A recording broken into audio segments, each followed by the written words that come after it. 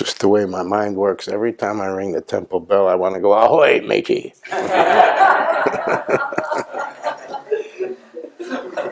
Is that ever going to go away? Okay, thanks for coming. You're here for love.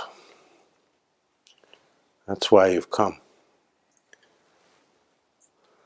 Love means God. Love means truth. Love means life.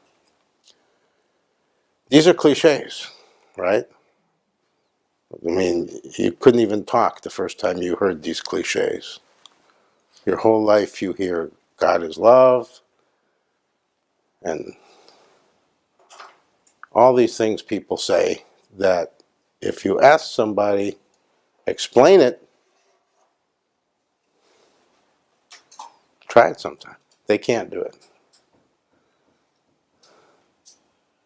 But there's a reason they can't do it. There's a reason we say these things and repeat these things and believe these things but don't really know what we're saying. There are two reasons.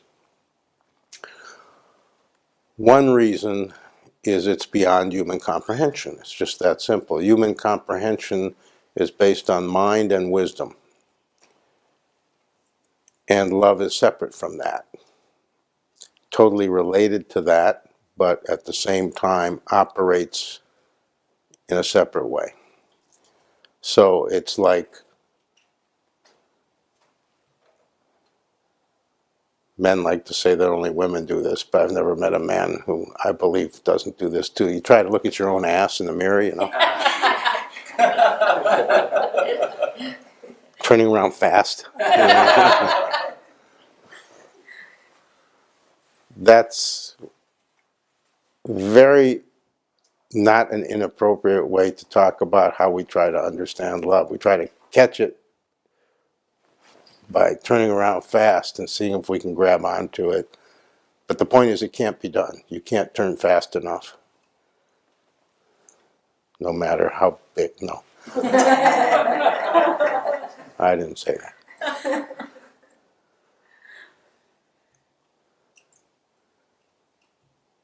And the other reason it can't be understood is it's so simple and it's so elemental and it's related to other things that are even simpler that the mind can't grasp it because the mind isn't constructed for simple, doesn't like simple, has a, just like you have preferences, the mind has preferences and it prefers the complex. It does not like simple and it does not comprehend simple.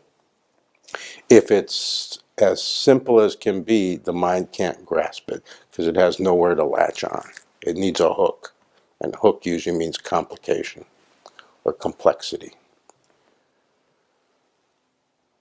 So what you have to understand, but I want to give you an understanding of love and what you're motivated by and why you're always interested in that topic.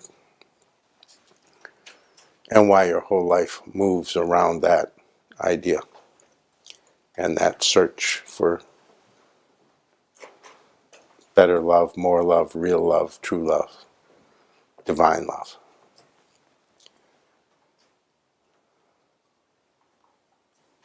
And again, understand, it cannot be imparted, it cannot be explained, but we can do the best we can, and over time it gets clearer for people through their own life experience, and you can start to intuit it. And then you start to see the evidence, and then it can be comprehended in a more universal way. It can't be comprehended like how to make a table in a practical way. It's much more rarefied than that. So here's the hardest part for humans to grasp. Love is actually life itself. Do this. Close your eyes. Very quickly. We're not going to spend any time on this. Just relax. Just be meditative. Just be inner focused. and feel your aliveness, feel all the life in you, whatever that means to you. And believe me, it means different things to different people. But feel how right now life is going on, and it has your name. Feel the life in you, the fact that you can see and hear and feel and understand and think and plan and remember and reach out, and all the things that are involved in a living creature that is aware of itself, which is a higher order. Feel the aliveness in you. Feel the fact of your being alive and what that feels like and is for you, whether it's a good thing or a bad thing. You know, if you're depressed, it's a bad thing. But just feel it, just for this moment. Now, whatever you're experiencing and noticing, this is divine love. Open your eyes. See, you've been taught that love is a feeling. And love is not a feeling. Love is a living, moving, conscious force. It's life itself.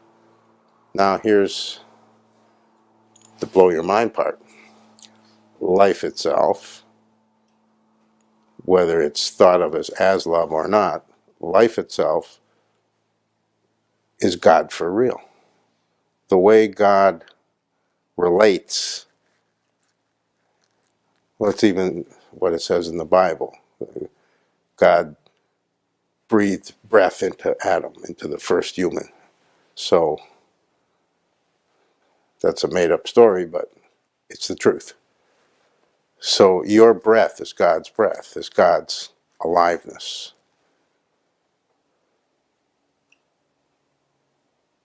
So the way God is in you and the way God is in everything is through that flow. God is in you as a flowing, which you experience as life. Well, what's life? Movement and consciousness. Awareness. Movement and awareness of the movement, whether that movement is on the mental level, on the physical level, on the emotional level, on some other level. So when you say love, when you say God, and when you say life, you're talking about the same thing. The problem is you've been taught conceptually that you have a life, that you feel love, and that your physical body is this object that moves around in space. But the divine is everything, everywhere, all the time. So you can't say that the divine is in space or in time. We've had this discussion many times, but I'm just summarizing.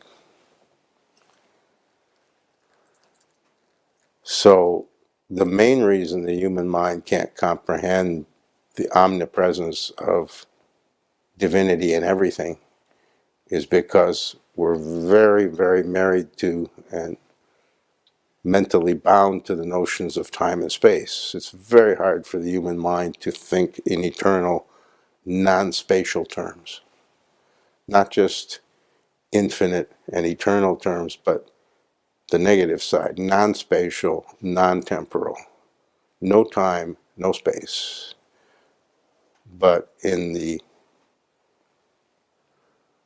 God position, there is no time and no space, because that's just a manifestation no different than any other manifestation.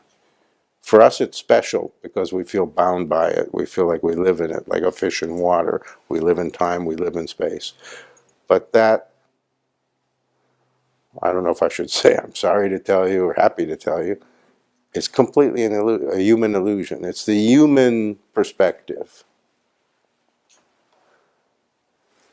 It isn't the divine perspective. And the more you move toward and live through the divine perspective, the more it'll be true for you. I know some of you don't believe me at all if I say that, but because I remember when I didn't believe it, if I heard something similar. But it's true.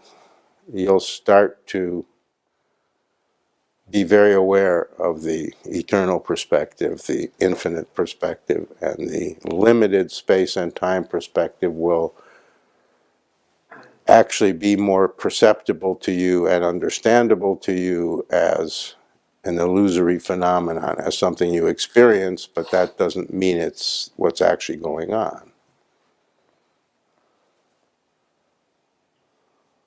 You know, you can go to Universal City or Disneyland or whatever and go through the haunted house or whatever, but that doesn't mean it's a real haunted house, but you have an experience.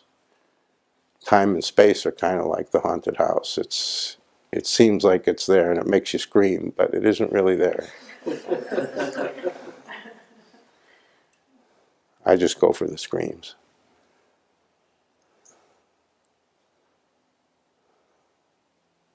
You ever been to a really well done haunted house? It'll scare you.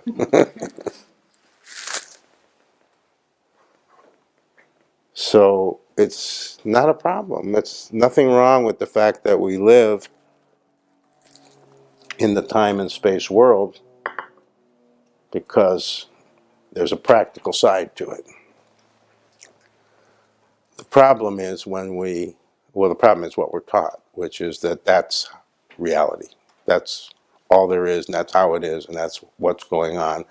And that's simply not true. It's just an aspect of how human beings, as complex, self-aware consciousness, how we perceive and experience. And the more you align with reality, the more you perceive truth as it is, the more you trust God, the more you can easily bridge that gap. In other words, you can have no big problem with the fact that time and space feel very real but aren't, and eternity and infinity are not that easy to grasp, but they're very real, much more real than time and space. God is the infinite. God is the eternal. So love cannot be understood ultimately because it's of the eternal, of the infinite, and of the divine, which has no spatial or temporal reference. So the mind can't, there's no hook for the mind to latch onto, because you would have to spend many lifetimes training your mind to think in non-spatial, non-temporal terms, to be able to hold things in a way where space and distance and dimension and three-dimensionality is not coloring every way you look at things. And right now it is. You've been taught there are 3 dimensions. That's ridiculous. There are endless dimensions. But let's go with what we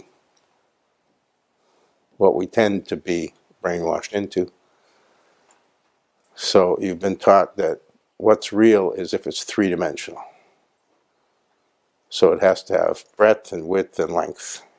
You have to be able to prove that it has mass or weight. That is so, I don't even know what word to use, ridiculously limiting, that A, it's not the truth at all, and B, it leaves you in a position where you can't relate to anything, think about anything, try to understand anything, try to perceive anything without some sense of space or time, especially space. Because your whole experience of life, moment to moment, second to second, is spatial. I'm here, you're there, the trees are out there, the sky is up there. Space becomes the dimension that you're constantly, without thinking about it, aware of and adjusting to. And then to find out, and it's hard to accept because the mind doesn't know how to take it, that there is no space. That God is love means no space between you and God, no distance. Literally it means, and the mind cannot grasp this, so don't even try to get it. The whole idea that all is one and that we're all one as a species, we're all one, is explained that way. It's truly explained that way, that there's no distance between you and you and you and you and you and me. We have a perception of distance. I'm here, you're there. She's there, she's there. The mind can't grasp that that distance doesn't exist. Therefore, she's not there and she's not there. We're all in the same place. We're all in one place only, which is no place. So these are not brain teasers. You know? This is not to try to construct a theory of reality or have an intellectual understanding. This is to, I'm only talking about it to give you the understanding of how it can't be understood, but it can be lived, it can be experienced, it can be intuited, it can be moved toward, so that it becomes more and more obvious to you. It can become obvious, that's a good way to say it. It can be perceived with your wisdom mind, not your everyday mind. Your everyday mind is for going to the grocery store. Your wisdom mind is for knowing truth.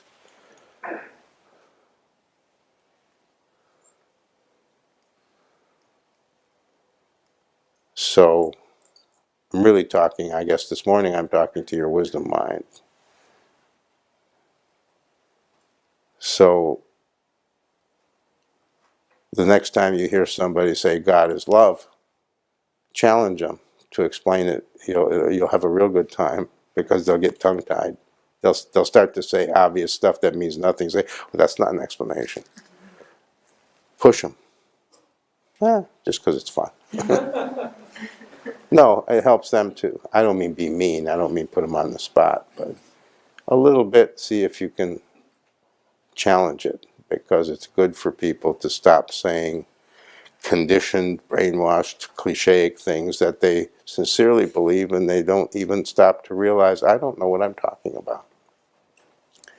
You're helping them if you help them get it, that they're talking without knowing. So just understand that the whole idea of love, when you hear that word, and I'm talking about divine love, and all love is a form of divine love. So just understand when you hear the word love that it's not abstract, it's not a feeling, it's not some floaty thing. It's the life of life. It's the presence of God. It's the reality of truth. It actually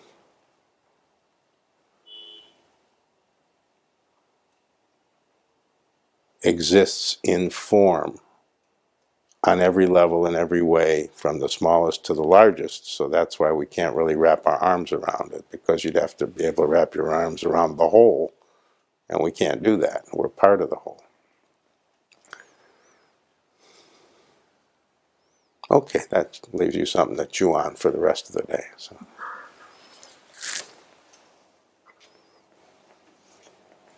That's enough. Liz has a question. Who? Liz. Go ahead, Liz. Hi, Mr. P. Master P. That's only when I'm DJing. I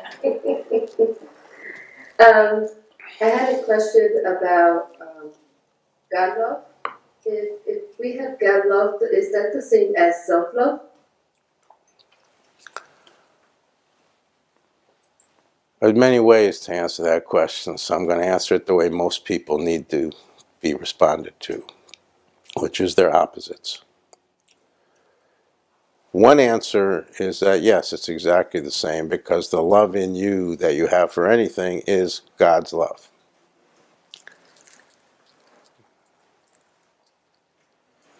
But generally we're more screwed up than that. Generally, we're more confused. And that's the answer if everything was going fine and you were clear as a bell and you knew very, very much from your heart and soul what divine love is, then that answer is the right answer. So for those of you that's the case, there you go. If you're a little more confused in that, like most of us are, probably the best answer for you is that self-love is the refusal of God love. So when you love of course you should love yourself. That means respect yourself, take care of yourself, be kind to yourself, don't be your own enemy. That's a given. Nobody's saying it's never so. That being said, most of us indulge, when we say self-love, most of us are indulging in a form of arrogance, conceit, and total self-obsession. And that's what we're referring to when we say self-love. That isn't self-love. That's excessive and obsessive self-concern. That hurts. That's painful. That makes you worried. That makes you go in and out of various levels of misery because you're always afraid of what's going to happen. And you're trying to protect yourself, but the irony is you're trying to protect yourself from life itself, and of course that's a dog chasing its tail. So understand that usually when we say self-love, we're actually referring to our childishness, our selfishness, our ignorance, our inability to connect with others, truly share with others, share ourselves, share our heart and soul. So in that sense, self-love is the opposite of divine love. Divine love seeks to give, self-love seeks to get.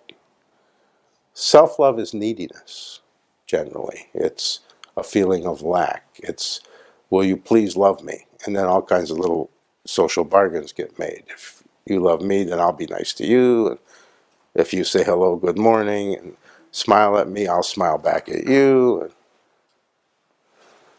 And then all these social conventions arise where people are more and more insincere. It's just phony talk.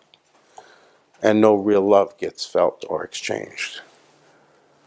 So, if self-love means respecting yourself and loving yourself the way you should love all of life, yes, then self-love and divine love are the same. But if self-love means you're obsessed with yourself and you're living in a selfish manner and it's difficult for you to put other people ahead of yourself, or at least even equal to yourself, if it's always about you, and that's how it is for most of us, that's not the same as divine love. And the term self-love is deceptive there because it's actually self-obsession. Self-obsession, if you get over it, you'll be more capable of actual self-love. Good enough? Is that a good enough answer? Yes, it is. Okay. I had the right definition. Thank you. Sure.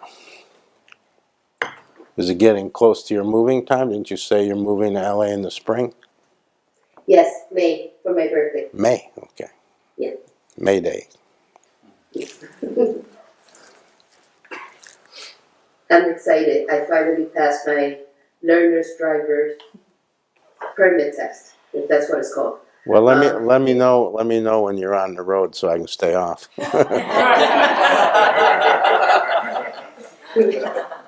Because I remember the first 5 times I drove a car by myself. It's amazing I didn't kill anyone.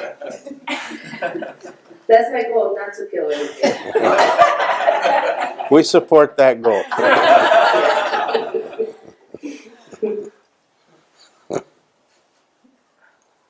Okay. Thank you.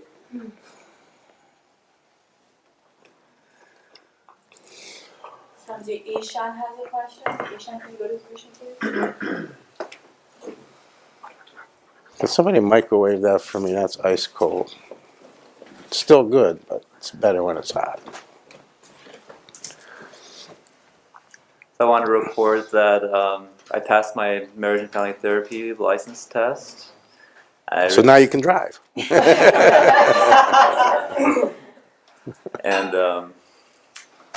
I want to say thank you because you encouraged me to complete it. You know, when I was on the fence about it. I didn't encourage you to be a therapist, that's for sure. I don't encourage anyone. But I did encourage you, because you were well into it, to not abandon it. When you got shaky, I said, no, finish what you start. Mm-hmm. You've gone too far to let it go. You already invested too much. And some of us have that issue. I certainly have that issue, that we're not good at finishing what we start.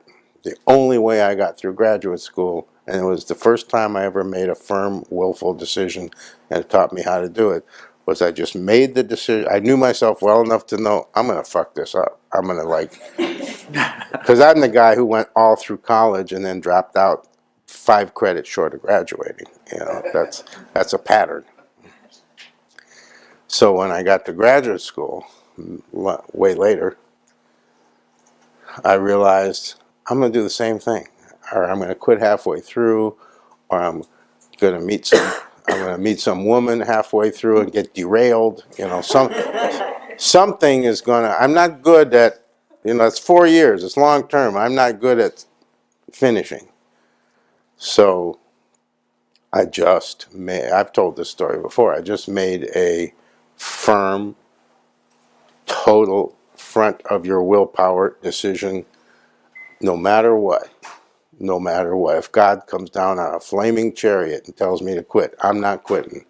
No matter what. If I lose my legs, if I win the lottery and have 80 million gazillion dollars and don't need a profession, no matter what, I am finishing this frickin' degree. And once I finished, I realized if I hadn't have done that, I would have never finished. And it taught me how you have to decide some things for your own sake, that you have to be kind of firm with yourself. And anything important like that I've been able to do ever. It gave me the ability to carry out and finish what's really important once I make up my mind. Because you don't use that for everything and all the time. It'll just become kind of meaningless. You use it when it really matters, and when you're not confident that you'll stay the course. But it taught me that if I really want to reach a goal, I can do it by deciding to let nothing stop me. And of course, everything did try to stop me. So luckily, I did meet a woman, but luckily she was the type of woman who fuels your ambition, doesn't let you quit. So now I had double trouble. So.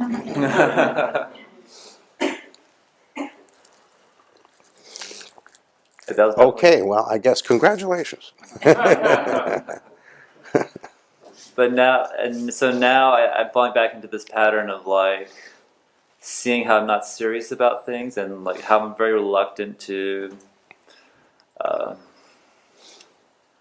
really stay focused on becoming, I don't know, like a lack of seriousness, you know, and something that Catherine brought up. So you have 1 week. You have 1 week to indulge that, because that's a reaction to succeeding, to accomplishing something, to finishing something big. So then you immediately get lazy. I understand that. So I'm putting a time limit on it. You have 1 week to be a lazy layabout no good. And after that, you got to get back in gear. You can. It's a perverse form of celebrating an achievement, and I'll give you 1 week to indulge it. I have the right to do that. I spent years indulging it. So rather than kick yourself or tell yourself that something is wrong, just see it as an indulgence, as a reaction to a success that's probably bigger than you can allow yourself to truly congratulate yourself and celebrate. If you had the ability to truly celebrate, you wouldn't have to do this.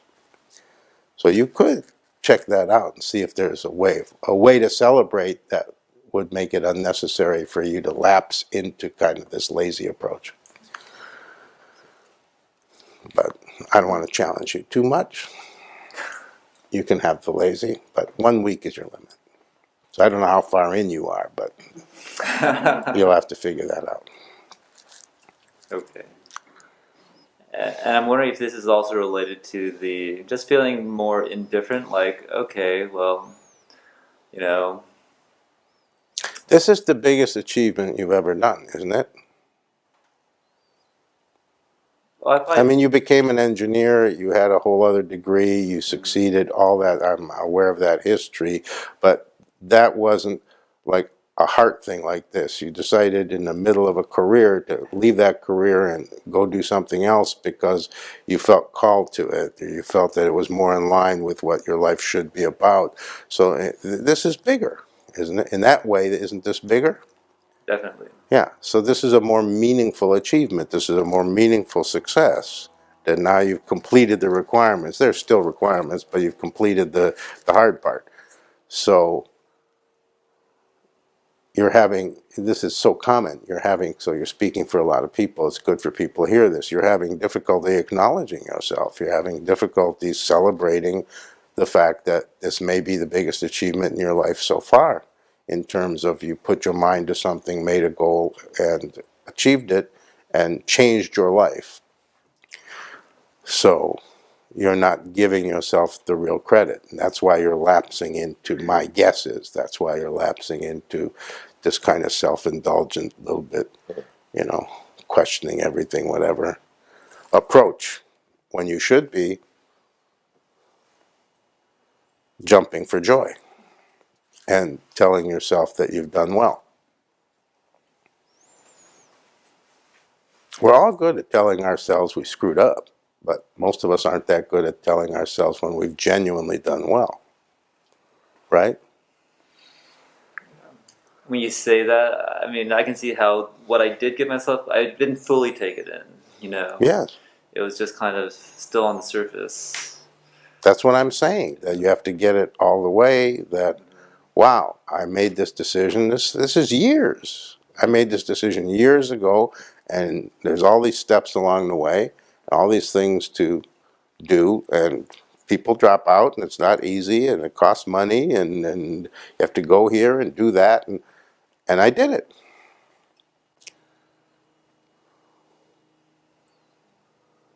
So it was easy for me, when I graduated graduate school, it was easy for me to celebrate because I was more aware than you are of how difficult that is for me to stay the course. You're not as acutely aware of that deficit as I was. So, and maybe you don't have it as bad as I had it, and to a degree still have it.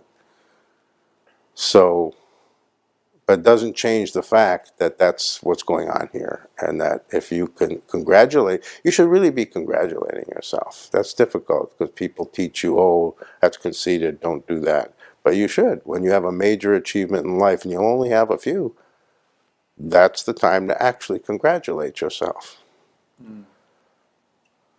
To sit with yourself quietly just for a period, you know, not hours or days, but and actually take it in. Look what I've done, good for me.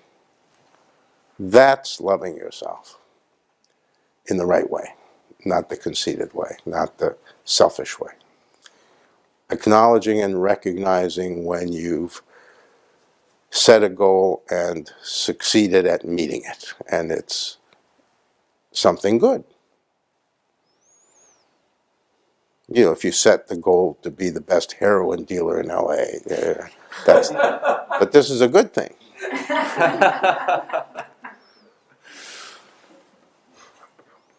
I can see now I was too ready to go on to the next step and then bash myself for being lazy. That's a good point. Yes, I left that out. Thanks for putting it in. That's what people do. The part of this pattern is it's on to the next thing. I did that, good for me, on to the next thing. That on to the next thing is the mistake. You need to take a moment, breathe, and congratulate yourself, whether it's an hour, whether it's a day, whether it's a week. Some people who are really good at celebrating and acknowledging these things, they take a Caribbean vacation for a week as a celebratory way of congratulating themselves. They give themselves a gift. Some people do that as indulgence.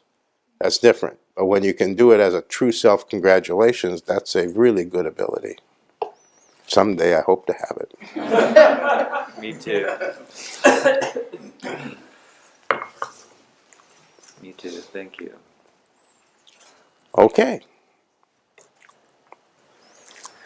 Swamiji, we have questions from Ananda and Santa Maria. Go ahead, Santa Maria.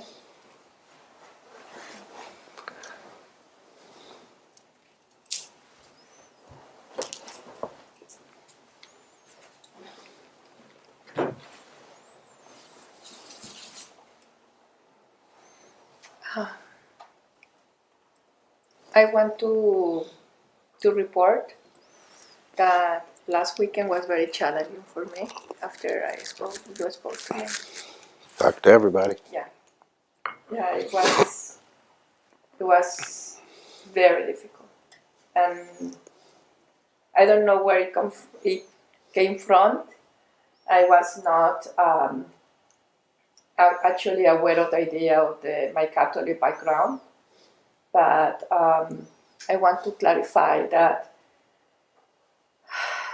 I had been meditating since 10 years ago, every single day, twice a day, and I love it.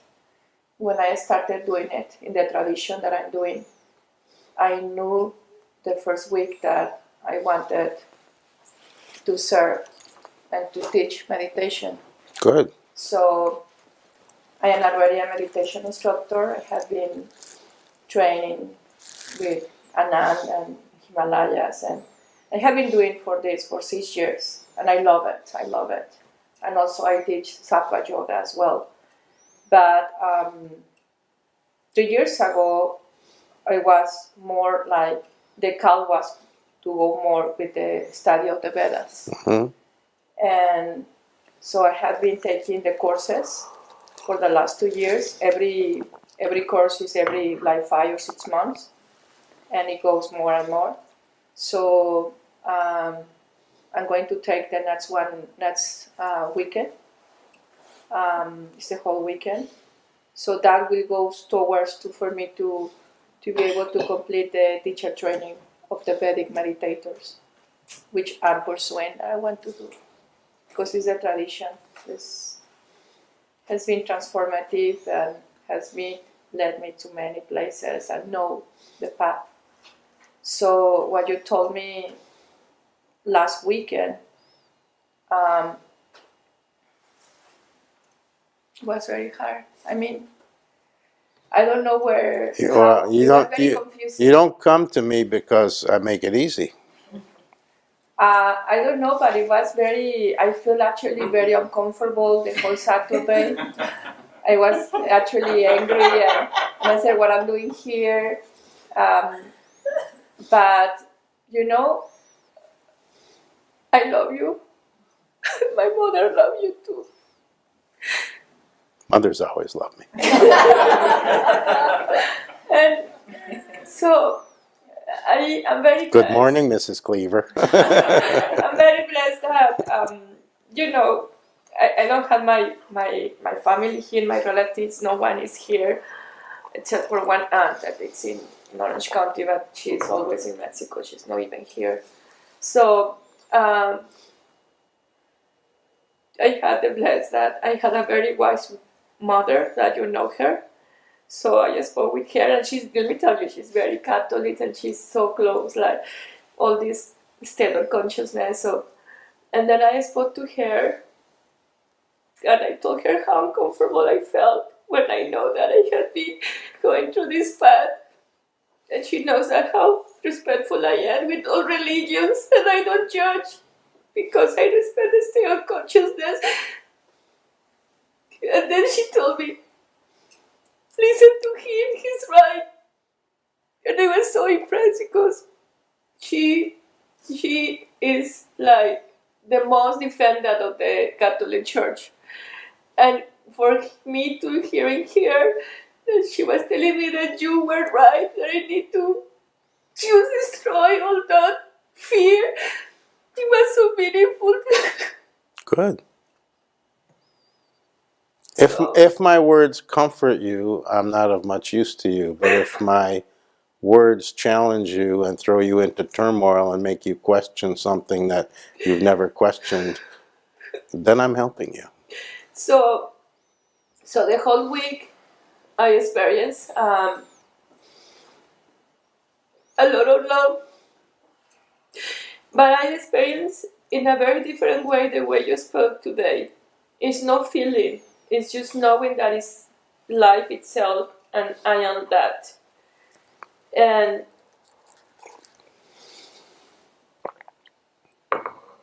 I do feel that I already met the love the way it is. Good. So now you're not feeling confused anymore, or at least as confused. But at the same time, Swami, I had been experiencing, I know myself, and it's so easy for me to connect with people, so easy, but I had been experiencing also a lot of solitude and quietness and silence. And I can tell you sometimes it's not even comfortable to be in that silence, but I just doing it. Needs to be for me to continue in my evolution, and I just doing it. I know that love is already in me, it's in life. I am not scared. It's like I felt like when Shiva drank the poison. I felt like I drank the poison, and I say, so what? I'm here. I will continue. This is how it's actually I felt with that, be be fearless, and continue with the path. Well, the guru has to shake you up. So if something is limiting you, if something is taking you in the wrong direction, even if what it is good, but it's hurting you, the guru has to address that. So the irony here is that you were sitting here telling us very clearly, sitting right where you're sitting now, and you were speaking very clearly, but it was obvious you weren't hearing it, about not problems due to a Catholic upbringing or anything wrong with Catholicism. You were telling us the part that you've been left with, which is restrictive and conditioned and full of guilt and full of fear. And that is not the true purpose of the true Catholic faith. Trouble is, the true Catholic faith is very rare, and the one that's taught teaches a lot of guilt and a lot of fear. And you were very, very much describing how that was affecting you. So I have an obligation to shake you up and put that in front of you. It's not going to be possible for me to tell you, guess what? That's conditioning, and it comes from something you cherish, and you don't have to stop cherishing it, but you got to get rid of the conditioning because it's messing you up. Guess what? There's no way to say that to you without upsetting you and putting you in turmoil. So, okay, I'll do that.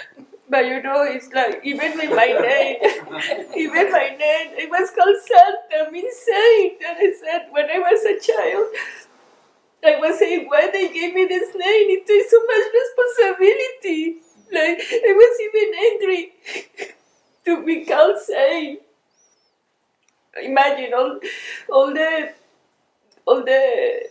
my classmates or the children, they always made fun of my name, Santa, or the teachers, Santa, you need to honor your name, you need to behave this way because look at your name.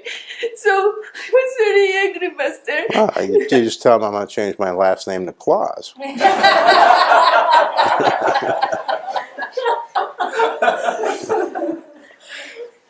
So That's the trouble. It's made you very serious. It's made you very feeling hemmed in. And that's all we were talking about, as I was pointing out to you that it leaves you with a conditioning that isn't life affirming and isn't serving you and is making you kind of, feeling like the body is the enemy and feelings are the enemy, and you've got to, it's messing with your mind. So you don't need to get rid of faith, and you don't need to even get rid of Catholicism to get rid of the part that messes you up, which isn't the true Catholicism. So that's one thing. And then the second thing is even more ironic. I consider myself a Vedic teacher. And I told you, fuck the Vedas. Because you were telling us that in your profound continued study of the Vedas, it was messing up your mind. So I want you to take a lighter approach, and I want you to give yourself more space. I'm not against the Vedas, but I'm against how the mind so easily uses not just the Vedas, but any meaningful scripture to kind of mess ourselves up, to kind of tell ourselves we're not good enough, and to tell us that, like, it's all about memorizing and studying this, and that's what my life has to be. That's kind of what you, not literally, but that's kind of the direction you were going. You were telling us how your intense and pure and sincere and meaningful study of the Vedas was messing up your mind. So I have to get you to slow down. I have to get you to back away. Take a little break. Take it easy.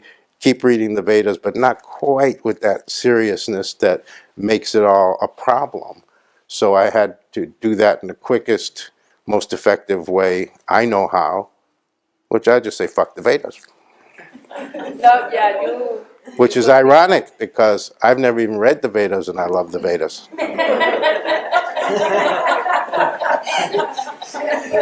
And let me tell you, maybe this is something. So this is the funny position that people in my job are always in, is we have to say stuff because you need it, and then people think, well, that's his attitude, but none of that is my attitude. I have to say to you what's going to help you get to where you belong. That's my job. I know, and yeah, and ironically, I mean, This is why people think all gurus are crazy, eventually, because they say all these things that don't make a lot of sense, and then if you stay in this business long enough, one day you've said, fuck the Vedas, and another day you said the greatest thing ever is the Vedas. So people think you're nuts. and the one thing that I want to report to you is that every time I take the courses, the Veda courses, the whole weekend, there is a lot of removal of many things. It's like shifts for things like you didn't even expect. And I had been experienced that for the last 3 times, or 4 times, and oh my God! And then you came with this. It was, imagine how I felt. But now, You're talking about when you come here? no, last weekend. Yeah, but that's my job. The major part of my job is removal of garbage. And then I'm basically No, a garbage man. I said that. Yes. I just yes. don't ride on one of those trucks that wakes you up at 6 a.m. It makes sense. It's knowledge. They bring knowledge, and of course, there will be a removal because you are turning to wisdom, right? But I said, whenever I took the courses, the Vedas courses, and then with you now, I talked to Divina. I said, Divina, I just don't know what is bad, but What the Vedas say and what I say are the exact same thing. yeah.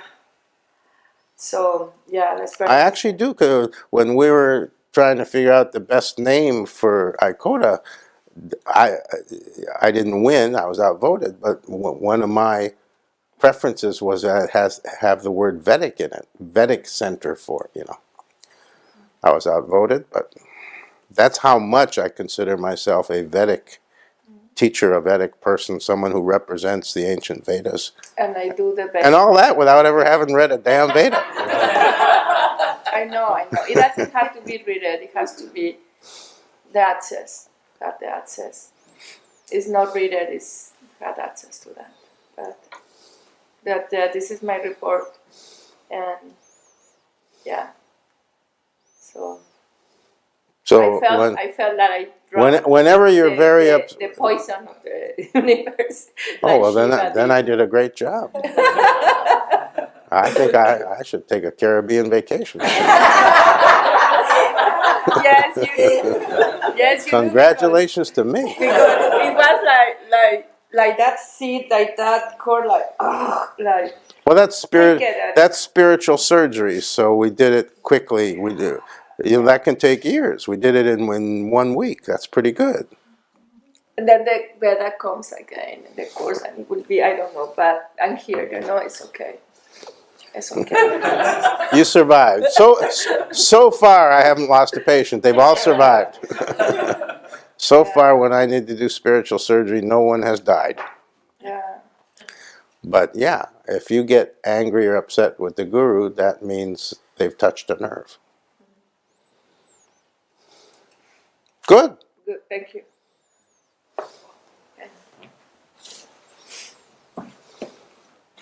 Ananda, you're unmuted. Go ahead. That's also amazing that, by the way, just before we go on, the fact that your mother supported what I said to you shows what a remarkable woman she really is. Yes.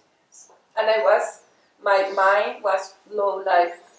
Yeah, you weren't expecting that. You were expecting her to say, "Don't listen to that fool." No, because you know why, Swami? Because 9 years ago or 10 years ago, when I started in this path, for example, like chanting my mantras with the mala and doing all this work, she always told me, "Remember that you are Catholic too, so you need to do the rosary."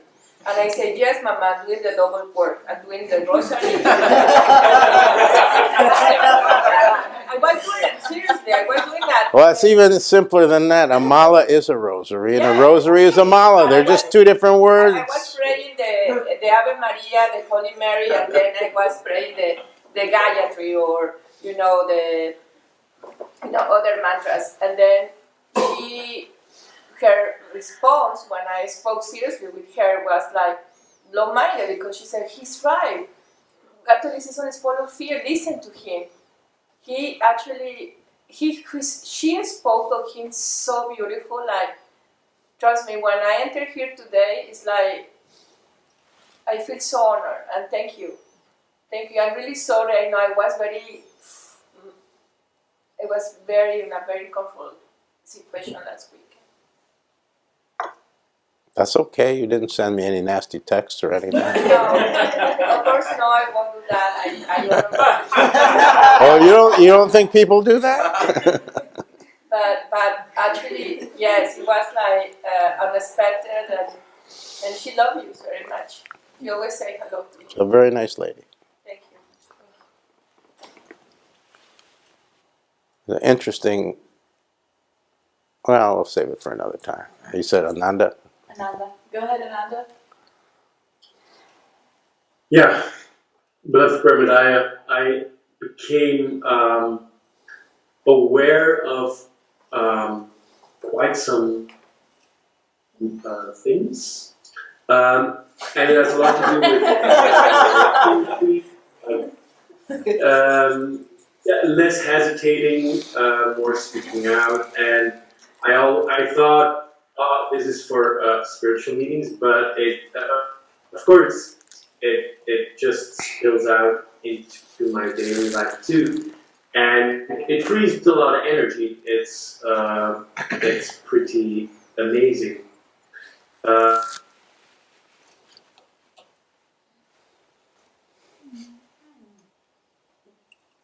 Within relating with people, I'm just 5 years old often.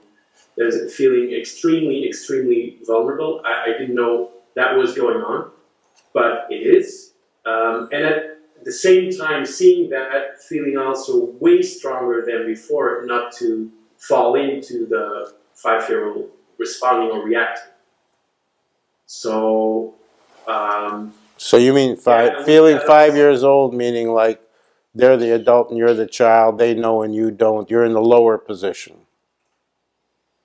Yeah, and mainly it's got a lot to do with being afraid they will be angry at me, or they don't love me, or it's this whole approval game. Yes. And I saw how much that was playing out.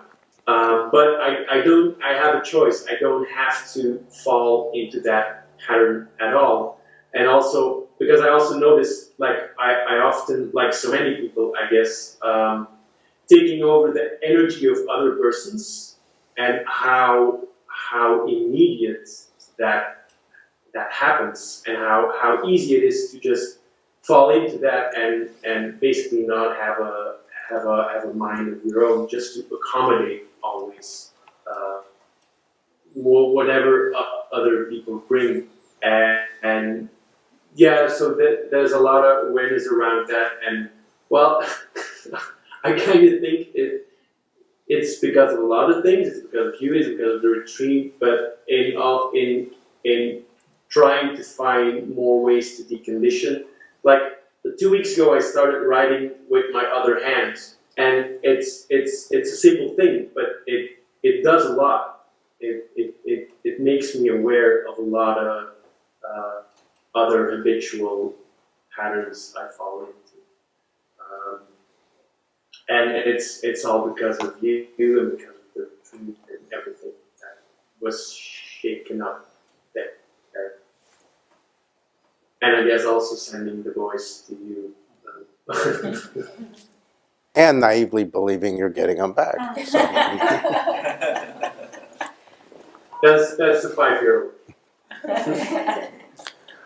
Well, more than 50% of the population have this. It's not necessarily the 5-year-old specifically, but what you're talking about is a manifestation or part of a more general, simple phenomena that is so common that more than half the population has it their whole life. Most people never become aware of it because most people don't do spiritual work or serious psychological work, so they never look into themselves and find it. You found it, and all it is, and when I say it, other people in this meeting or who listen in the future to this recording will recognize it in themselves. It's just a general pattern many of us have. We never quite feel grown up. We feel everyone else is the grown up and we're the child. We don't feel like we're equal. We don't feel adequate. It's a feeling of inadequacy. It's a feeling of one down. But it actually lives psychically, psychologically in the human psyche as a feeling of the other people. See, those other people are the grown-ups. I'm the kid. So you have to catch up with reality that you're not a kid. And that other people, the irony is the person you're sitting with or relating to that you're feeling they're the grown-up and I'm the kid, they're feeling the same way. Because it's more than 50%, so the chance is more than 50% that they're also feeling you're the grown-up and they're the kid. So human beings walk around with this strange set of psychological stuff going on that gives a inner experience very different from how it looks on the outside. So you can have a very mature 15-year-old relating to a very immature 50-year-old, and the 15-year-old is feeling like the adult and the 50-year-old is feeling like the kid, and there's something true in it because how you feel on the inside is the predominant way you experience. So it doesn't matter that you're 50 and that teenager's 15. You're feeling like they're the grown-up and you're the kid, or they know something and you don't, or they're capable and you're not.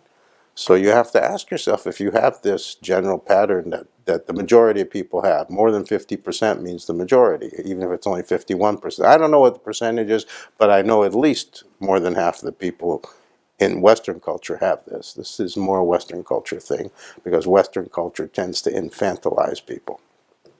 It doesn't encourage you to grow up. It encourages you to be babyish, to be selfish. Babyish means selfish. So the spiritual quest and the spiritual life and the spiritual path is about growing up. And growing up then you have to deal with the big surprise along the way that nobody told you at the beginning, that it actually means actually being less selfish. And less selfish turns out to not mean what you thought it would mean. It doesn't mean you share more or give more generous gifts. It means you actually start living with a more open heart, which is very difficult, hard work. So you never expect that people sincerely enter into spiritual life or spiritual endeavor or even commit themselves to the genuine spiritual path, and it's never clear that it comes later, the understanding that, wow, this is way more than I thought it would be, because it requires you sooner or later to actually give your heart. You thought that's an easy thing, but turns out it's the hardest thing you'll ever do, and it's actually required. You can have a rich and meaningful spiritual life without it, but it means you didn't go far enough. Because at some point, you'll have to face that challenge. How do I actually open my heart completely? How do I actually start relating from my heart instead of from my needs? So, I don't know why, but God sends me very mature people who are very advanced spiritually. So, most of you will be dealing with this in the near future, I promise you. And you'll probably have a very hard time. You'll feel very challenged, and you'll probably think I'm pushing you needlessly, but you'll be glad with the results. So this is how you get to God. Because when you open your, and the way you open your heart is always with other people. This is all the New Testament talk about, love thy neighbor. That's what that's about. If you can love your neighbor, that's how you get to God. Because if you open your heart enough, that leaves space for God to flow in. Which is not literally what happens. You become aware of what's already there, but that's a nice way to think of it. So there's all these events and challenges and experiences along the way that we think mean what they mean, or they are what they are, but they represent something much bigger and much more expansive and much deeper in us. And once we've passed through it, we realize that. You will know afterward that you opened your heart all the way. You won't know it while you're doing it. While you're doing it, you'll be screaming and saying, this hurts and I don't want to do it. So you won't know the meaning and the benefit of it. We never, everybody goes into any of this because they really like the idea of transformation. They seek transformation. They want transformation.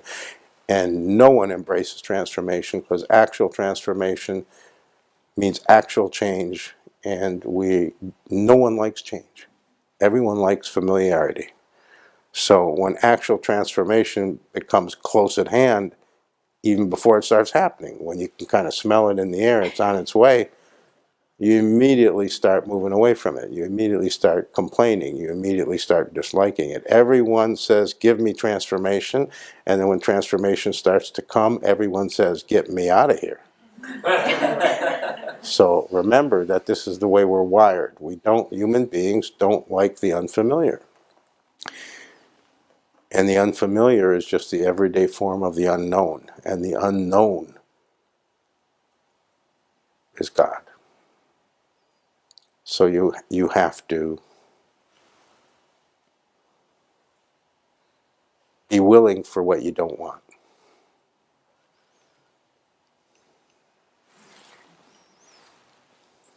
Swamiji, Nirvana has a question.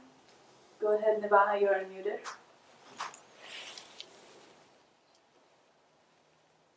Go ahead.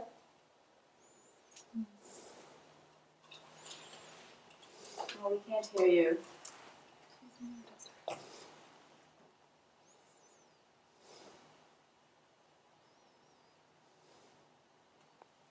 Go to the next person and get that sorted. Oh, there you go. So what I notice is that I get upset and angry with the guru at least twice a month, and in those moments, my mind. Oh, if it was once a month, we'd say something else. You know.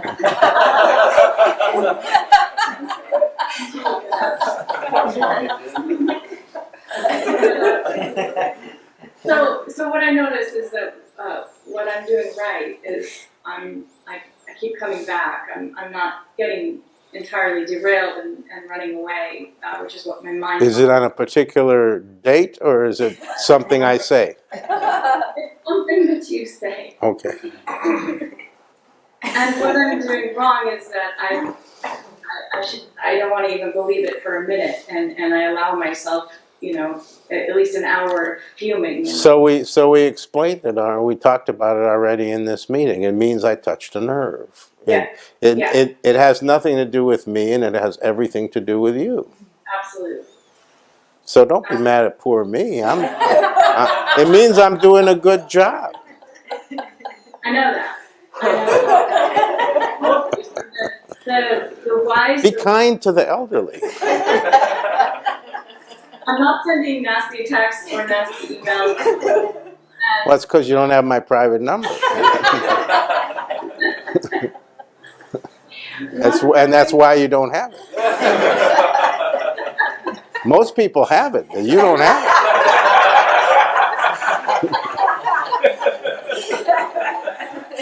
One of the things that I get frequently hooked by, and I want help. I want help. I'm sincerely asking.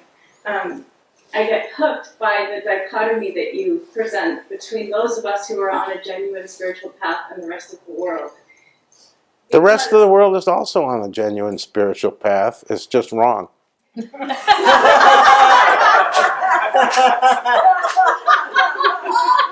So my mind goes with that is that what I see is not what you're telling. So it's like you're saying the sky is purple, and I'm saying no, the sky is green. I'm saying be concerned with yourself and let the rest of the world take care of itself.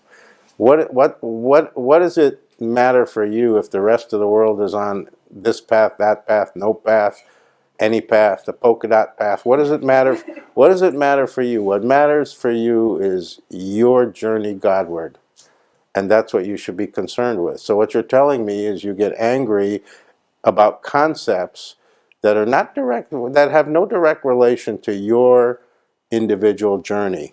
And my job is to assist you with your individual journey. So if you're focused on the rest of the world, then my job is to get you to stop that and start focusing where it's going to matter, which is on yourself.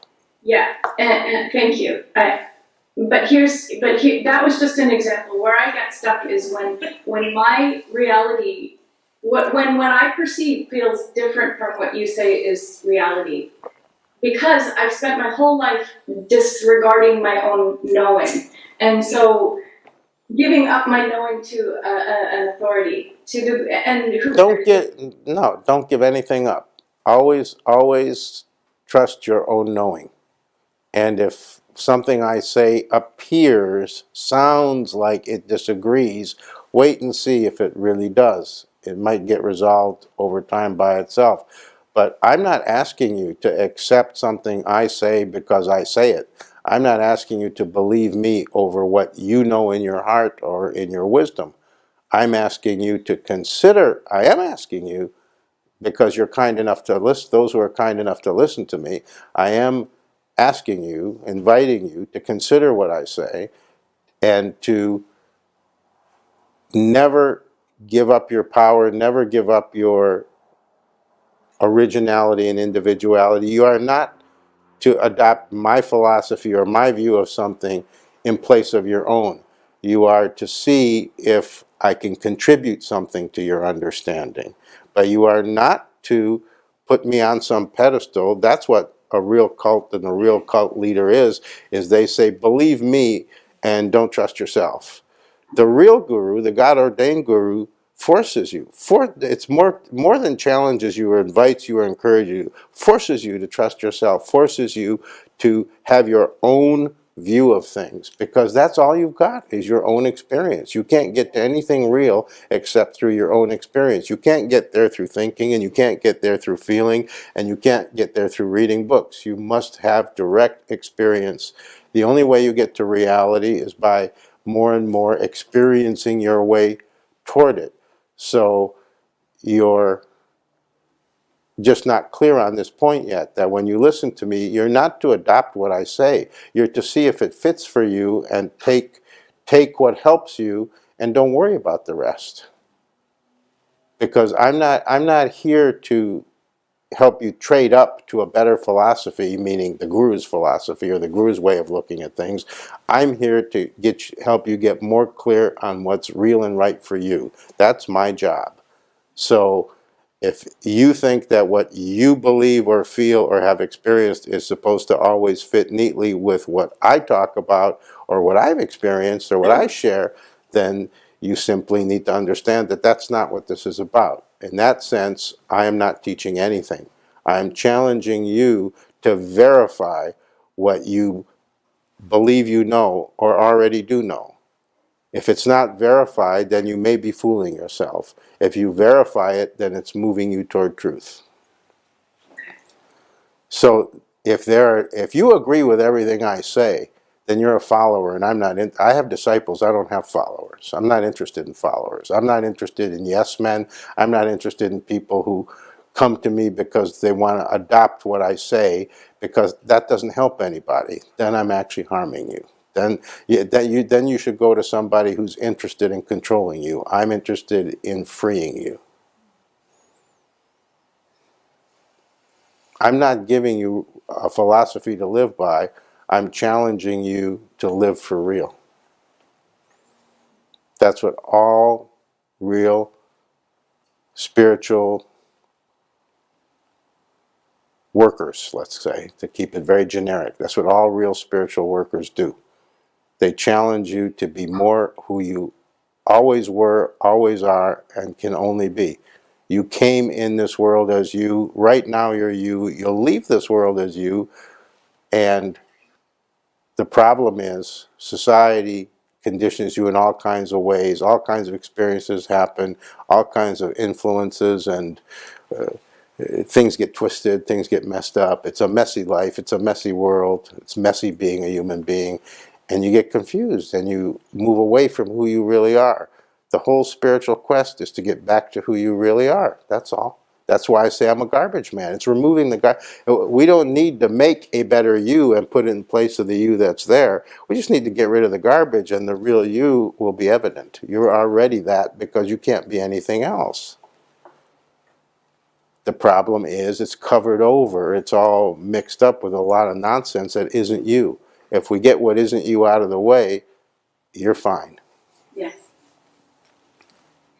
Thank you. That single clarification is immensely helpful.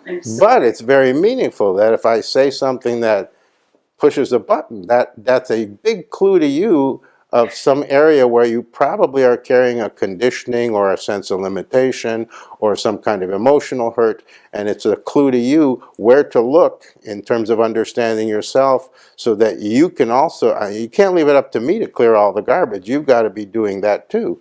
So yeah.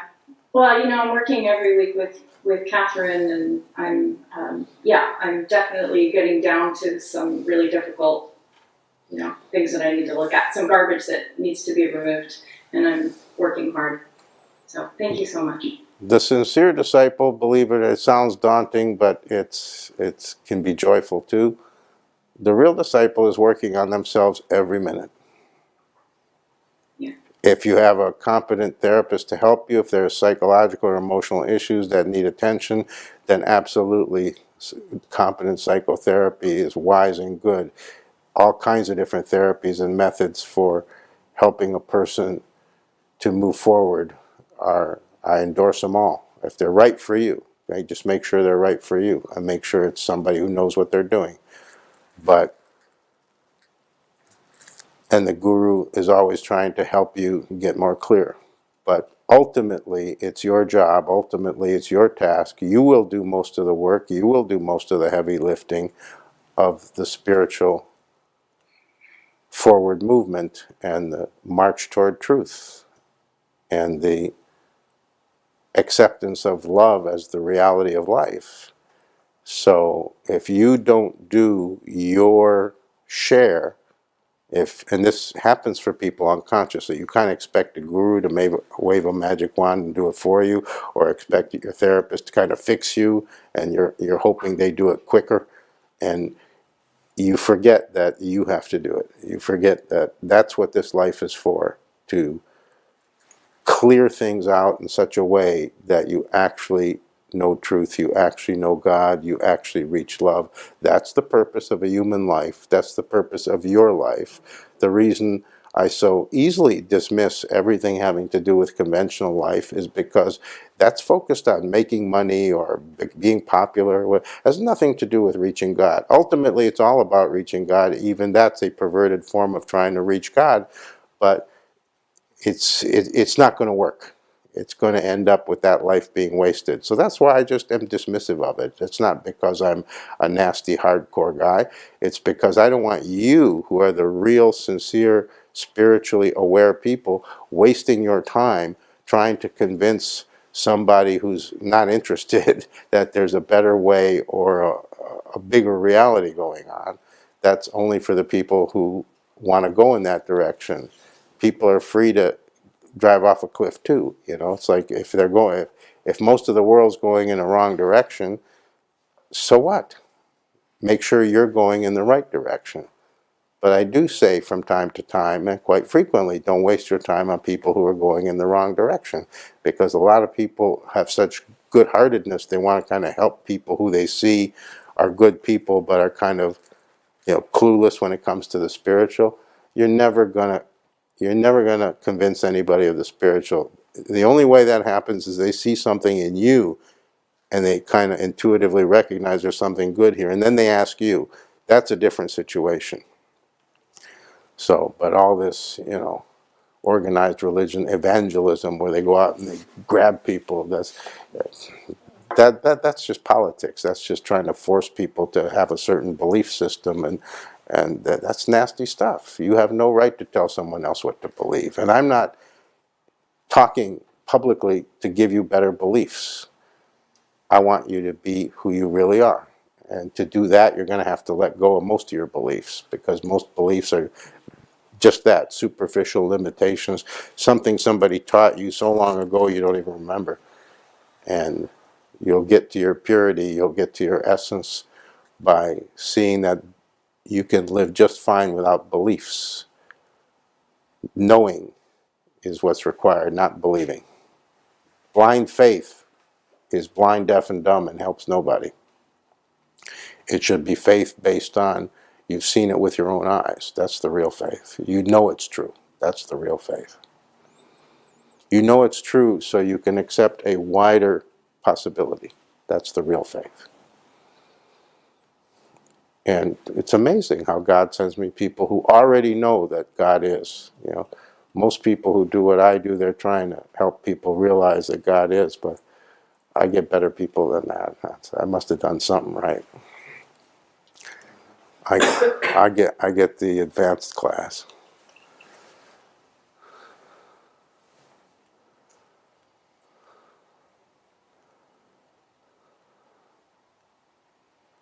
I get every level, but at every level you can be advanced. You can be a total beginner and already be very advanced. So that's who I get. Those who are advanced because they are advanced, and those who are beginners, yet they're advanced somehow. In the spiritual side of things, people come in all kinds of interesting ways, are in all kinds of interesting positions. Most of you are not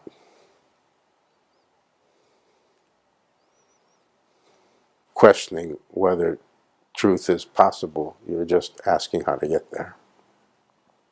The rest of the world is still debating whether there is such a thing. So I don't have any interest in that.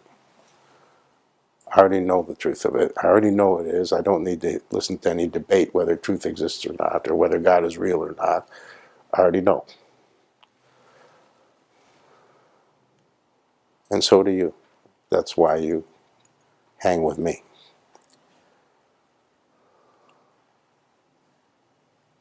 Anybody else? Oh, yeah. Well, time's up, so you have to be fast. You can come if you're fast. Thanks for dressing up.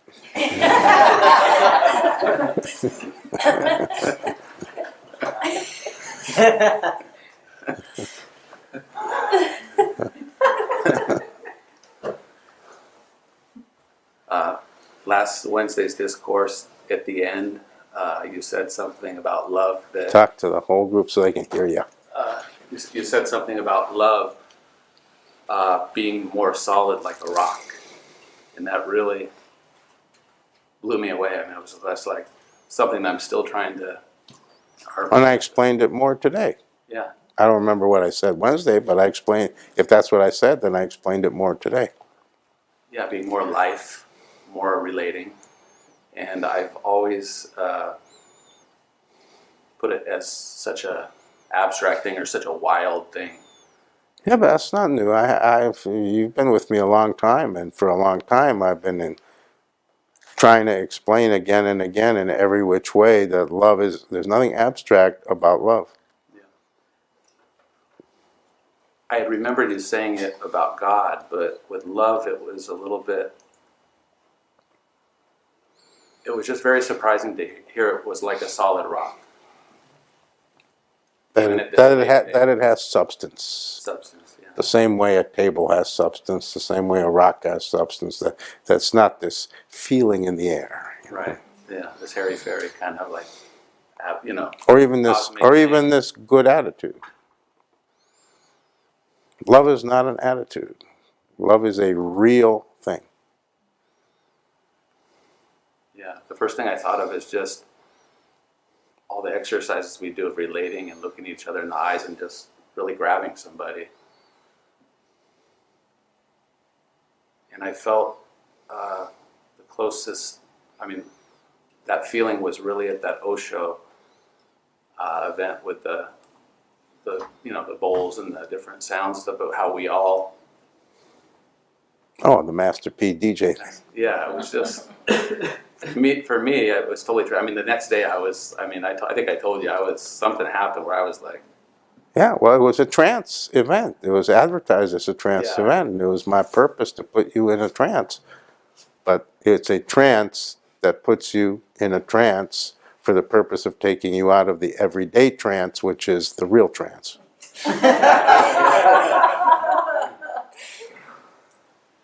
And it was very blissful, but the next day was like a surgery, and it took me a few days to recover from it.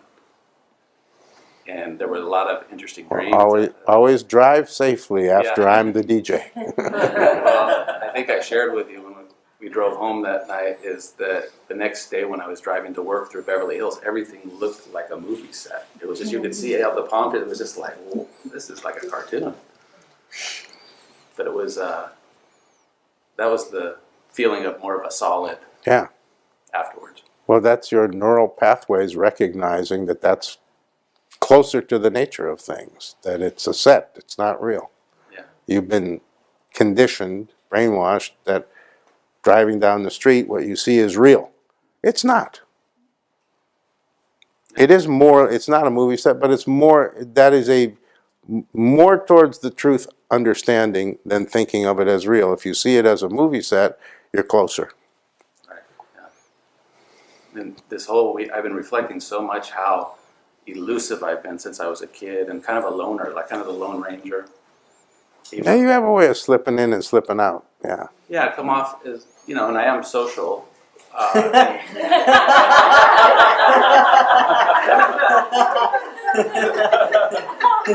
But there is this kind of sneaky kind of, ever since I used to sneak into reggae shows when I was 14, I would climb through the air-conditioned vents to get into shows. But I always kind of stood in the back corner and just observed everything, you know, and then not that I didn't mix and dance, but I just realized how kind of, Could you get closer to the mic, please?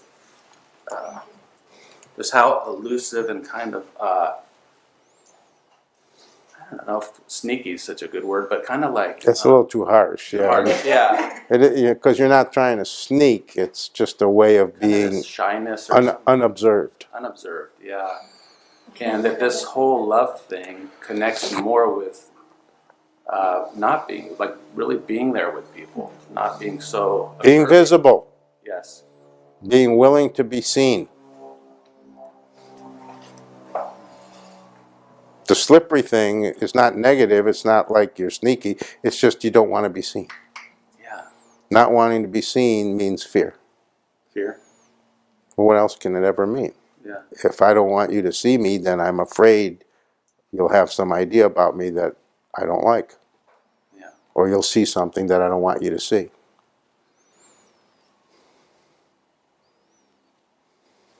So the key for you is to step out and be visible. Every time you do, things go great, but you don't notice it. Yeah, and I step out plenty, you know. Yes. But, And you don't notice the difference between when you do that versus when you kind of hang back. So you have to Yeah. start noticing how it's a whole different response, a whole different life, and a whole different inner experience for you when you're out there versus hanging back. Yeah. When you're willing to be seen rather than trying to not be seen. yeah, and the hanging back doesn't, it just feels cheating myself Well, and it's- other yeah. people. Yeah, it's too harsh to say cheating, but you're Yeah. robbing the rest of us of. I've been telling you this since day one. I'm going to say it again. I've said it in a long time because it hasn't helped you as many times as I've said it. But it's more true of you than for most of us. You just are pure love. And you just somehow don't grasp that. It's more true for you that you have it right at the surface and other people get it from you than it is for most of us. But it's a gift you haven't learned how to share openly, fully, and happily. It's like you don't know it, you don't believe it. I mean, why would you ever want to hide or hang back or not be seen if you knew you were pure love? And, yeah, and there's everybody here, but there's people that really make me believe that, and I want to thank you Well, then you need to hang with them a lot more for sure. and let them convince you. Because that's a gift. Very few people have this. It's in your nature. It's part of your personality. It's not just. It's on every level. So it's something. You're not a kid anymore, and it's a light you haven't allowed to shine, and the world needs it. Yeah, So I keep waiting to see you step into the center ring, but so far you show no signs of it. So I'll keep waiting. I mean, I can't force you, I can't make you, I can't drag you. I can just keep pointing toward it and keep reminding you that you have a special gift that most of us don't have. There are those of us, and it's not many, who have the gift of love. You're one of those.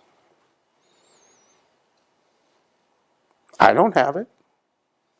Most of the people in this room don't have it. There are a few others who have it. It's a rare gift. Most of us have whatever gifts we have, but it's a very special thing to have the gift of love, to be able to be a beacon of that for other people. And it isn't right that you don't fully embrace that and let that happen, but that's your freedom. You're not obligated or required, but the fact that you have that gift, it's a shame that you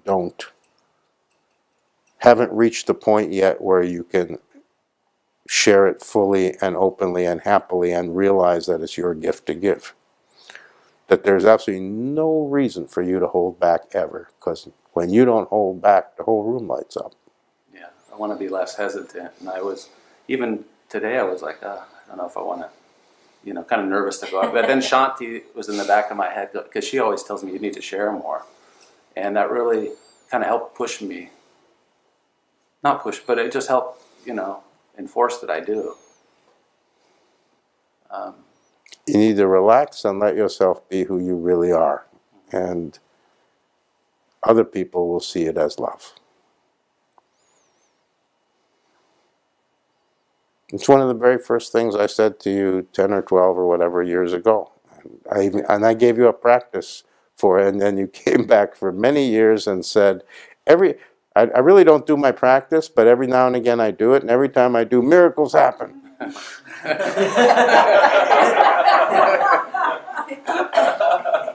And then I ask you 3 months later, have you been doing your practice? And you say, no.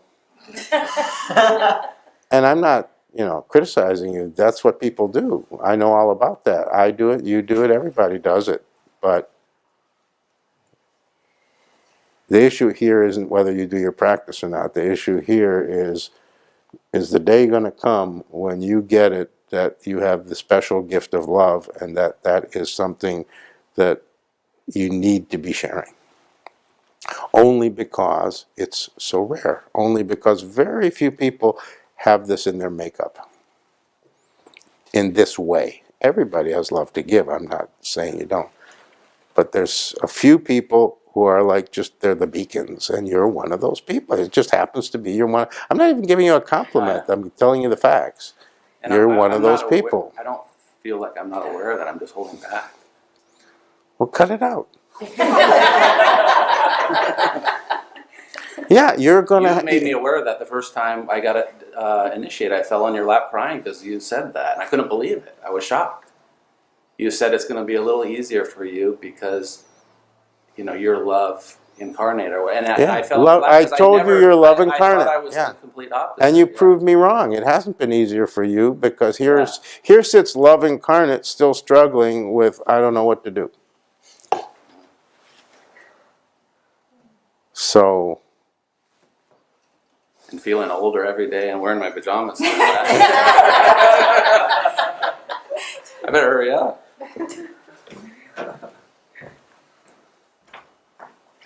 Well, sometimes it takes longer and it's worth waiting for. I don't want to wait too much longer. I just. Okay, 1 week.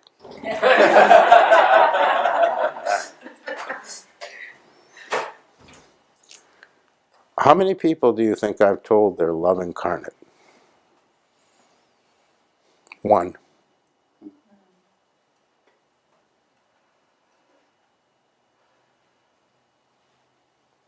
Take that. Okay. Thank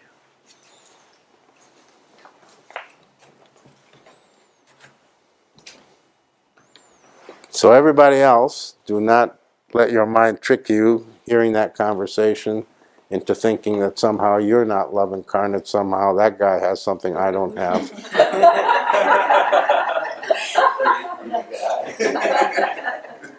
Everybody has different forms, different purposes, different uses, different expressions, different gifts to give, different. Everybody has a different role in the cosmic scheme, let's say. And a few people, it is their role to just personify love incarnate. That's just literally even in their personality, not just in their higher self. It's on every level. And that's what we were talking about. Most of us aren't that, and there's no shame or loss in that. You are just as wonderful, just as complex, you have just as much to give. Don't let your mind, because this is what happens. People hear something like that and go, oh, he's better than me. Look how screwed up look how little I have to give. Don't play that game. You have something to give that only you can give. That's why you're here. It's literally obvious. What you don't see, usually, or rarely do people see it, and it's something that God has shown me that I can't not see it, is you don't see the 10 million people behind you who are never going to be born. You were born for a reason. You don't need to know what the reason is. What you need to know is there are 10 million people. I'm just making up that number. I don't know if it's 10 billion or 10,000, but it's a lot of people. 10 million sounds about right to me. What you need to understand is there's Manifest and unmanifest. Forget all this, law of attraction, manifest. That's not the way I use the word manifest. Manifest simply means it comes into existence. You exist. There's no denying it. You exist. Behind you, there are 10 million people who don't exist and will never exist. You got the slot. There's a reason you got that slot. 10 million people wanted that slot. You got it. They'll never get a slot. You aced them out. What happened was, in general terms, existence decided you had something that's needed. Because reality is all about, believe it or not, need. It's what's needed for the general good. You're needed here, or else you wouldn't be here. 10 million are not here because they're not as... The little pegs didn't line up right to be as needed as you. Maybe they were almost as needed as you, but you had something that's different, unique, whatever, however it lines up in you, that was more needed than all those other 10 million. And they're never going to be needed because it's one slot at a time. The slot got filled. It got filled by you. I've never explained it quite this way. This is a good way. I like this. It's very simple. So it's not for your ego to get all puffed up how special you are, but in the non-ego way, you are special. You are filling a very special role. Only you can be you. There has never been a you before. And when you leave this realm, you'll continue to exist, but not in the form you're in now, and there'll never be another one. So you have a unique, that's your individuality. You have a unique and individual presence that this existence as a whole requires. It's not the same without you. The fact that you are here matters. The fact that you were here, once you're gone, the fact that you were here matters, reverberates through the rest of time. You don't know how many people you affect in a lifetime. If you knew, you wouldn't believe the staggering effect that one person has on the whole universe. So don't be jealous when I tell someone you're love incarnate, and I've only said that to one person. Doesn't mean I'm not saying it to you. I'll say something to you that's mo better. You are you incarnate. It's the same statement. You are you incarnate. You can't argue with that one. And you means no one else but you. Someone else may be very similar. If you've ever had that experience of meeting somebody somewhere who is so amazing how much they're like you, they even look like you, they sound like you. Some of us have exact doppelgangers. They look exactly, well, everybody does actually, but you don't necessarily meet them. But there's even people who look like you and are exactly like you, but they're not exactly you. They're close, even amazingly close, but they're not exactly you. That's your uniqueness. So it means that existence chose you. Existence says, we need this one. And that's how you got here, seriously. So when you don't respect yourself, when you don't love yourself, when you fall into arrogance and pettiness and selfishness and all that, you are not recognizing your own greatness. The greatness simply means existence requires your presence because you have something unique and special to contribute. That deserves respect. That deserves honoring. That deserves understanding and acknowledging. So, of course, there's moments in life where you are down on yourself. Of course, there's moments that are painful. Of course, there's moments where you're depressed. And there's even moments when you hate yourself. Some of us have made that into an art form. It doesn't change the fact that existence chose you and brought you into being. So,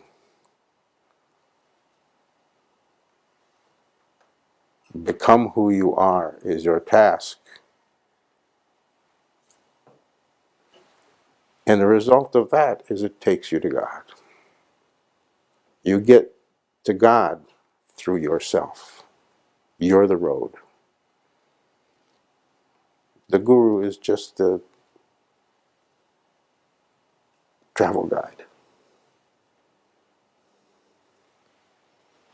You're doing the traveling. I'm just giving you the brochures.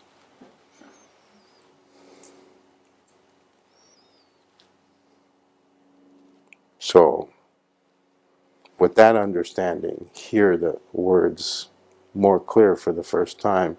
Respect yourself.